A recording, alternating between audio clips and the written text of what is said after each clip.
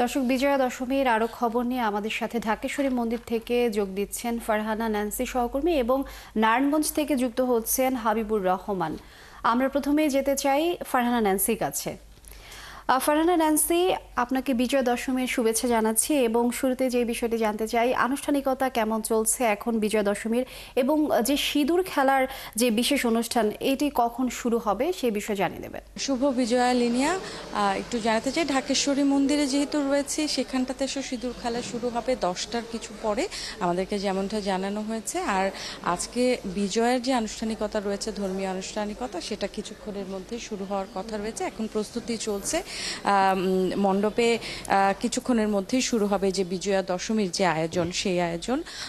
প্রথমত যে নিয়মিত যে কল্পারম্ভ বিহিত পূজা, সেই পূজার মাধ্যমে শুরু হবে বিজয়া দশমীর পুজো, এবং তার সাথে আজকের দিনের যে বিসর্জনের দর্পণ বিসর্জন এবং ঘট বিসর্জন, এই দুটি প্রক্রিয়ার মাধ্যমে কিন্তু যে প্রতীকী রূপে দেবী দুর্গাকে বিদায় জানানো, প্রতীকী রূপে দেবী দুর্গার বিসর্জন হবে দর্পণ বিসর্জনের মাধ্যমে, সেটা কিছুক্ষণের মধ্যে শুরু হবে।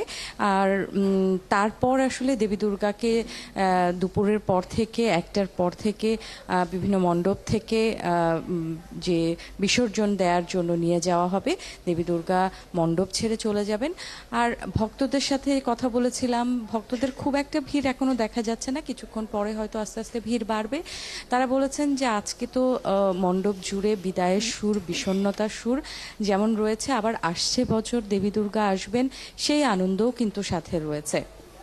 এবং দেবী দুর্গার কাছে তারা এই 5 দিন দেবী দুর্গার দর্শন করেছেন এবং এই 5 দিন দেবী দুর্গার কাছে প্রত্যাশা করেছেন বিশ্বময় যেন শান্তি বিরাজ করে এবং ব্যক্তি পর্যায় থেকে রাষ্ট্র, দেশ, সমাজ সব ক্ষেত্রে যেন কোনো বৈষম্য না থাকে এবং সেই শান্তিটা যেন পুরো বিশ্বে বজায় রাখে। এবং একই সাথে আজকে যে সিঁদুর খেলা, সেই সিঁদুর খেলার আনুষ্ঠানিকতা রয়েছে। সিঁদুর খেলা মূলত হিন্দু বিবাহিত যে নারীরা, তারা এই খেলায় মেতে ওঠেন এবং আনন্দ উচ্ছ্বাসে মেতে ওঠেন। এই খেলার মূল যে উদ্দেশ্য, সেটা হচ্ছে যে দেবী দুর্গার পায়ে সিঁদুর ছুঁয়ে সেই সিঁদুর সারা বছর বিবাহিত মহিলারা তাদের কাছে রেখে দেন এবং সেটাতেই মঙ্গল কামনা করেন। ফারহানা ন্যান্সি, অনেক ধন্যবাদ আপনাকে। পরবর্তীতে শুরু হলে আবারও যুক্ত হয়ে জানবার চেষ্টা করব পরবর্তী আয়োজন। আমরা এখন যেতে চাই নারায়ণগঞ্জে, সেখানে আছেন হাবিবুর রহমান। হাবিবুর রহমান, একটু জানাবেন এখনকার আনুষ্ঠানিকতা সম্পর্কে।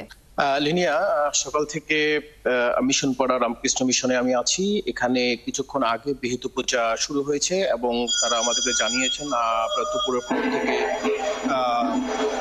পূজার বাকি আনুষ্ঠানিকতা শুরু হবে এবং তখন মূলত বিবাহিত নারীরা পূজায় বেশি অংশগ্রহণ করবেন এবং সিঁদুর খেলা খেলবেন।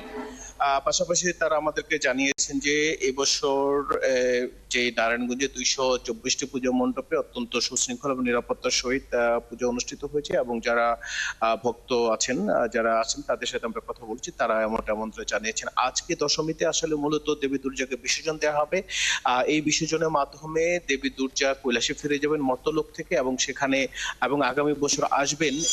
এই বিদায় এবং আগামী বছরে আসার মাঝে যে লগ্নটা, এর মধ্যে আসলে ভক্তরা একটা কামনা করছেন যে তাদেরও মঙ্গলের যে একটা জায়গা আছে সেটা যেন হয়।